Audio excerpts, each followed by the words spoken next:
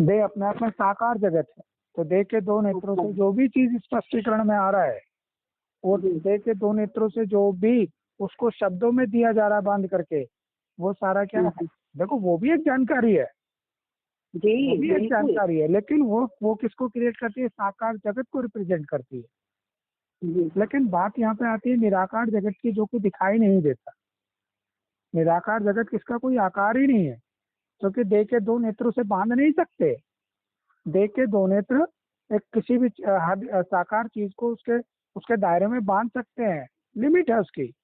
लेकिन जो दो नेत्रों के दायरे से बाहर है, निराकार है, वो अपना जो स्वरूप है, हाँ, उस स्वरूप की जो जानकारी है, वो उसका प्लेटफॉर्म ही अलग हो जाता है, दुनिया ही अलग हो जाती है। इसकी दुनिया का ना आदि है ना अंत है, ना आदि है ना अंत है, लेकिन आदि अनादि है। आदि अनादि है, लेकिन आदि और अंत नहीं है। इसका आदि और अंत खोज नहीं सकते, क्योंकि खोजने का मतलब क्या है? शब्दों में बांधना, एक्शन में बांधना। जब इसको उसको शब्दों में नहीं बांध सकते, क्योंकि ब्रह्मा का स्वरूप, शंकर का स्वरूप, विष्णु का स्वरूप, क्योंकि इसके जो इनकी जो मान्यताएं हैं, इनके स्वरूप की जो गाथाएं हैं, उनको शब्द बांध नहीं सकते, क्योंकि ये सूक्ष्म वतन की स्टेज है। इसीलिए बोला था इस ब्रह्मा का फोटो नहीं रखते, क्योंकि किसको देख रहे थे? क्योंकि फोटो किसका आ रहा था? साकार जगत का आ रहा था। फोटो और चित्र साकार जगत का आता है, सूक्ष्म जगत का, निराकार जगत का नहीं आता। इसीलिए उसको क्योंकि वो पर्टिकुलर उस समय समझ क्या थी पढ़ाई के अनुसार, क्योंकि साकार दो नेत्रों की दुनिया के साकार जगत को ही सत्य माना जा रहा था। वो अपनी जगह सत्य था, हम मना नहीं करते, लेकिन उससे जस्ट अपोजिट पहलू जिसके की कहते हैं कि बीच का सार स्वरूप ही साकार को भी लाने वाला है। साकार जगत भी उसी से आया है, तो उसका अस्तित्व सबसे शक्तिशाली स्वरूप उसी का हुआ ना, बीज रूप अवस्था, निराकार स्वरूप, जिसको कि कोई भी शब्द और कोई भी लिखित रूप बांध नहीं सकते। तो चाहे उसका ब्रह्मा स्वरूप हो, चाहे विष्णु स्वरूप हो, चाहे संकरण वाला स्वरूप हो, उसको शब्दों में बांधा नहीं जा सकता। कि हम ये कहें कि हमने ब्रह्मा को इस देह के साथ में बांध लिया, विष्णु को उस देह के साथ में बांध दिया, शंकर को उस देह के साथ में बांध दिया, ये इसीलिए बांधने के कारण ये शंकर कहलाया, ये विष्णु कहलाया, ये ब्रह्मा कहलाया। तो ये तो क्या हो गया कि उस स्वरूप को बांधना हुआ, लेकिन वो बांध नहीं सकते। जब देह जगत के शब्दों का विस्तार ही नहीं बांध सकता, तो ये पंच तत्वों की काया का स्वरूप क्या बांधेगा उसको? वो एक स्टेज है, ये दोनों की न्यारी प्यारी स्टेज है, एक दूसरे को बांधते नहीं है।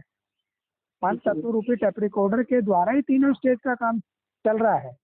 किसका? ब्रह्मा का भी और शंकर का भी। विष्णु का काम नहीं चलता इससे। इसीलिए बोला था, क्या बोला था कि ब्रह्मा को और शंकर को देह का भान हो सकता है, क्योंकि लेकिन विष्णु के पास तो काया ही नहीं है, ऐसी पार्ट में काया ही नहीं है, और पंच तत्वों की काया के स्वरूप से उसका रोल ही नहीं है, तो उसको इसका देह का भान के उसका सीन ही नहीं आता है। हाँ, मतलब विष्णु का सूक्ष्म में रोल है। नहीं, विष्णु का इस देह से अलग ही रोल है, लाइट की काया का स्वरूप है, मतलब तीसरी आंख वाला रोल, तीसरी आंख का संपूर्ण स्वरूप। देखो एक तो यहाँ देखने में नहीं आएगा। हाँ, क्योंकि पंच तत्वों की देह से तीसरी आंख को दर्शाया जाता है शंकर के रूप में। शंकर में तीसरा नेत्र दिखा देते हैं, महाकाली को तीसरा नेत्र दिखा देते हैं। तो कहने का मतलब कि ब्रह्मा की जो स्टेज थी उससे तो उसकी पहचान मिली थी खाली, कि आपको उसकी केवल पहचान मिली थी कि हम क्या निराकार शक्ति आत्मा है, पहला पार्ट। लेकिन जब वो पहला पार्ट की स्टेज की एक्चुअल परफॉर्मेंस होती है, तो वो आंख के रूप में दिखाई जाती है कि तीसरे नेत्र से दुनिया का स्पष्टीकरण ऐसे आया, रोशनी की परसेंटेज 51 क्रॉस करके बढ़ने लगी है। और उससे क्या हुआ कि जब 51 क्रॉस करके बढ़ने लगी, तो उसने क्या करा? अंधेरे को समाना शुरू कर दिया। काटा नहीं, मारा नहीं, क्योंकि खत्म नहीं होती कोई भी चीज, वो भी हमारा एक रूप है, श्याम परावी। महाकाली का काला स्वरूप यही दिखाते हैं कि उसने उसको अपनाया, नफरत नहीं की, धीरे धीरे उसे अपने आप में ही मर्ज कर लिया। इसी का अंश क्या दिखाते हैं, हरे राम हरे कृष्ण। उनका जो कभी भी कॉस्ट्यूम उनके दिखाते हैं नाटकों में भी, जो इमर्ज हुई हमारे पार्ट से, भाई जिसने भी किसी के कॉस्ट्यूम को, इनको ड्रेस को डिजाइन किया, उसमें वहां प्ले करने के लिए कैसा दिखा दिया उन्हें, नीला नीला। पोस्टर्स में कैसा दिखाते हैं उनको, नीला नीला था। कारण वही है कि उन्होंने उस पहलू को भी स्वीकार किया है, छोड़ा नहीं। तो अब यही कॉम्बिनेशन चल रहा है जो इसमें तीसरे नेत्र के द्वारा, क्योंकि तीसरे नेत्र वहां दिखाने का मतलब है कि दिस देह के साथ में पार्ट है अभी। जब और जब ये तीसरा नेत्र का ही ओरा इतना बड़ा हो जाता है, तो वहां पे पर की काया का जो परकोटा है ना, पंच तत्वों की चपड़ी कोट रही है, उतर जाता है कातली की तरह उतर जाता है। तो स्व की काया मतलब तीसरे नेत्र का ही संपूर्ण स्वरूप का आईना चारों तरफ होता है, जिसके कहते हैं कि जैसे कि रोशनी का न इसका स्रोत का ना तो पता लगता है सूर्य के स्रोत का, ना ही अंत का पता लगता है, तो ऐसा रोशनी का स्रोत हो जाता है। तो ये स्टेजेस हैं जिनको कि हम थोड़ा सा इनको शब्दों में बांधने का, एक उनको थोड़ा सा समझाने का या उस स्मृति दिलाने का सीन है बस। वास्तविकता में इसकी पहचान अपने से, हाँ वो अपने से इमर्ज होगी, जो कि उसे शब्दों में अप्लाई नहीं कर सकते, ला नहीं सकते, बांध नहीं सकते। जी भाई ये तो कह रहे हैं ना, जिस तरह से हम देखो इसका छोटा सा एग्जांपल ऐसे देते कि कहीं भी आग जलाने के लिए क्या करते हैं, छोटी सी दिया सलाई लेकर के उससे आग लगा दी जाती है। तो ये जो शब्दों में केवल जो पहचान का अंश आया, ये केवल दिया सलाई है। क्या है, माचिस की तिल्ली, छोटा सा अग्नि का एक अंश, जो कि संपूर्णता वाली जो आग जलेगी वो अपने अंदर ही पहचान की जलेगी, जिसको कि शब्दों में नहीं दे सकते। जब शब्दों में नहीं दे सकते, उस शब्दों के इस भंडार को लिखित रूप में कैसे बांध सकते हैं, कि छोटा छोटा सा बुकलेट बना देते हैं कि ये तो परमात्मा का परिचय जी, और ये है ना परमात्मा का परिचय, इस तरह से बांध देते हैं। ड्रामा का परिचय, ड्रामा चक्र का राज, ये छोटी छोटी उसमें शब्दों में बांध के रख दिया जाता है, बल्कि इसका कोई शब्दों में उसको नहीं बांधा जा सकता, केवल चिंगारी मात्र है कि छोटी सी चिंगारी दे दो स्मृति की, ताकि उसके अंदर की स्मृति का सारा स्रोत उदय हो जाए। इसी तरह से हम छोटा सा एक एग्जांपल और देते हैं ना इसके अंदर कि जैसे पहले पुराने हैंडपंप हुआ करते थे पानी वाले। देवी माँ वो ही बोल रहे अभी, सुनंदा देवी माँ से उस दिन सुना, इतना अंदर समा गई चीज कि अंदर है सब समाया हुआ, और थोड़ा सा आपके द्वारा वो जल डालने की जरूरत है कि सारा ही इमर्ज हो रहा है, ऐसे ऐसे हो रहा है ऊपर। तो बस यही चीज है, बहुत अच्छा लग रहा है। ये सीन रखा गया है कि थोड़ी सी शब्दावली का जल वो आ रहा है, जो कि हम देर इंस्ट्रूमेंट के कानों से सुन रहे हैं। उसके पश्चात फिर क्या होता है, वो खुद ब खुद वो हैंडपंप अपने आप पानी देना शुरू कर देता है। जो भी निकलेगा सब अथाह है, क्योंकि वो उसकी जो उसका जो पाइप है, जैसे हद का पाइप कहाँ जुड़ा होता है, नीचे के स्रोत से जुड़ा हुआ है पूरे, वही उसके विराट के साथ जुड़ा हुआ। हाँ, विराट के साथ।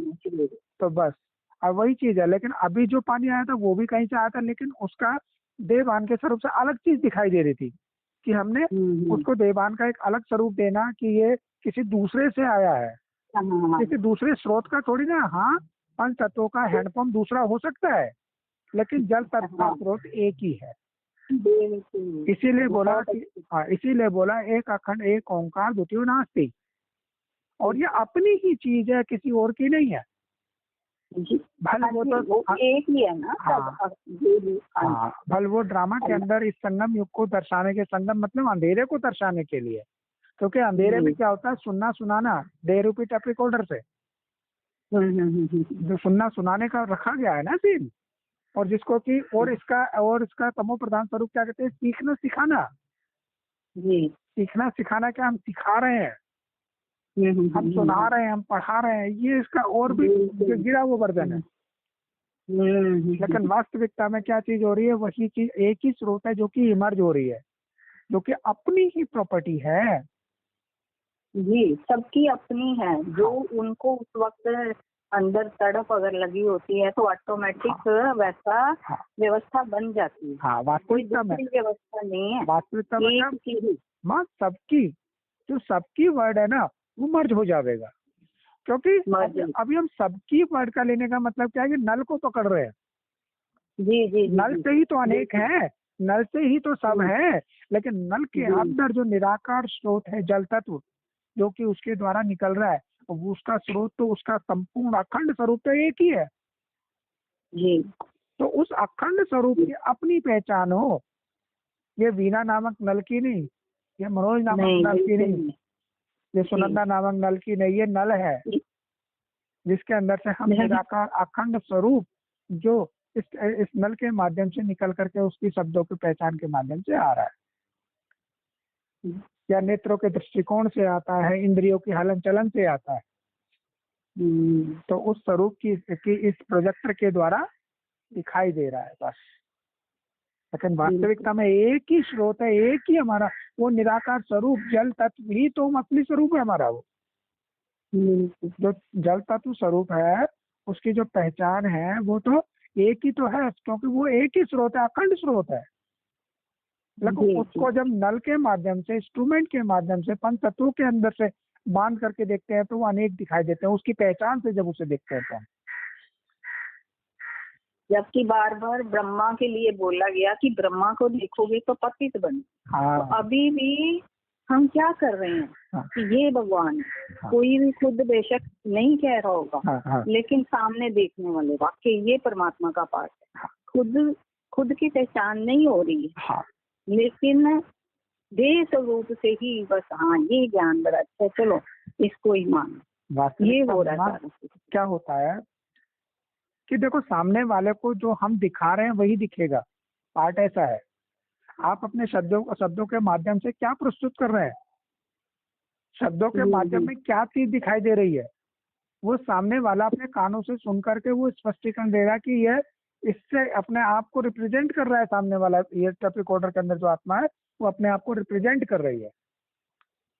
लेकिन जिन शब्दों के अंदर अपनी रिप्रेजेंटेशन ना हो अकेले की, वो नहीं, वो बार बार निकल रहा है। वही वीणा देह को पकड़ा तो अभी भी वही बजेगा। तो जो मुरली में बोला गया है कि देह को नहीं पकड़ना, ये देह बोल ही नहीं रही है, पता ही नहीं है। बार बार ये माफी भी मांगी जाती है। कोई हाव भाव से ये समझा जाए कि ये वीणा बोल रही है, तो ये आपकी अपनी नजरिया होगा। ये वीणा बिल्कुल भी नहीं। तो ये चीज जो हम हमारे शब्दों के अंदर ये चीज है कि जो सागरिका के थ्रू आ रहा है वो एकदम समाता जा रहा है।